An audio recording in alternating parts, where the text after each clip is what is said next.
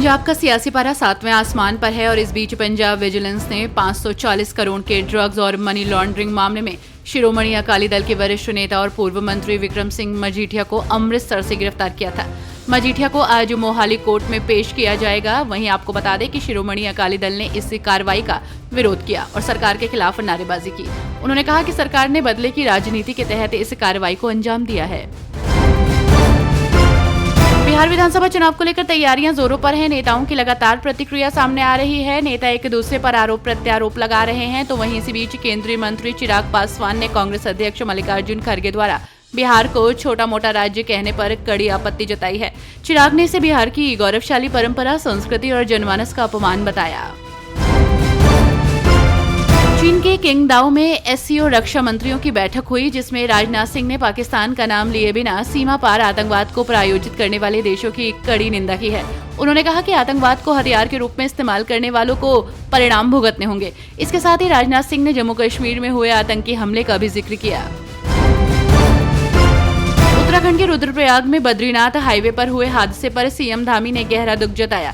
आपको बता दें कि इस हादसे में अब तक 2 लोगों की मौत हो गई है, जबकि 9 लोगों को बचा लिया गया है। तो वहीं घायलों को इलाज के लिए अस्पताल में भर्ती कराया गया है।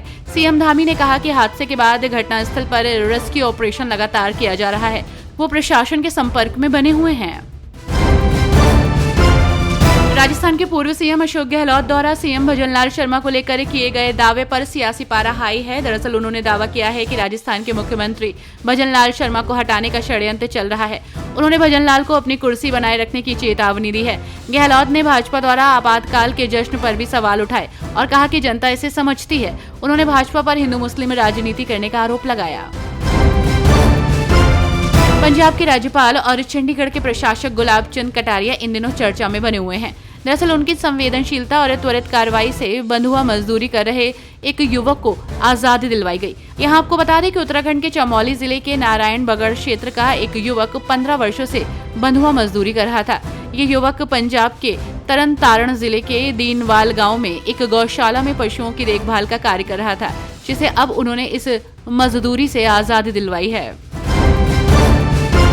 टीपीसीसी के अध्यक्ष बोम्मा महेश कुमार गौड़ ने संविधान हत्या दिवस पर कहा कि उस समय आपातकाल शासन का एक हिस्सा था। इंदिरा गांधी एक कद्दावर नेता हैं, वो लौह महिला है। उन्होंने एक अलग राष्ट्र बांग्लादेश बनाया और हम उनकी वजह से इसका फल भोग रहे हैं। उन्होंने शासन में कई क्रांतिकारी बदलाव लाए। कोई भी इंदिरा गांधी की छवि को धूमिल नहीं कर सकता। संविधान हत्या दिवस पर कांग्रेस सांसद प्रमोद तिवारी ने कहा, मोदी सरकार के पिछले 11 साल अघोषित आपातकाल रहे, जिसकी तानाशाही दिन ब दिन क्रूर होती जा रही है। 11 साल का ये सफर महात्मा गांधी के हत्यारे गोडसे का महिमा मंडल करने में बीता। टैक्स आतंकवाद चरम पर है। ईडी और दूसरी एजेंसियों का भरपूर दुरुपयोग हो रहा है। न्यायपालिका को प्रभावित करने की कोशिश सामने आ रही है। अर्बन नक्सलवाद के नाम पर आज कितने ही लोग जेल में हैं। ये 11 साल क्रूर, विकृत और अघोषित तानाशाही का जीता जागता उदाहरण है। संविधान हत्या दिवस पर केंद्रीय मंत्री गजेंद्र सिंह शेखावत ने कहा कि आज के ही दिन 50 साल पहले देश के संविधान की हत्या की साजिश रची गई थी। 21 महीने की उस काली रात में कई लोगों की हत्या कर दी गई। कई निर्दोष लोगों को जेल में डाल दिया गया। देश के कई हिस्सों में तोड़फोड़ की गई। प्रेस की आजादी खत्म कर दी गई।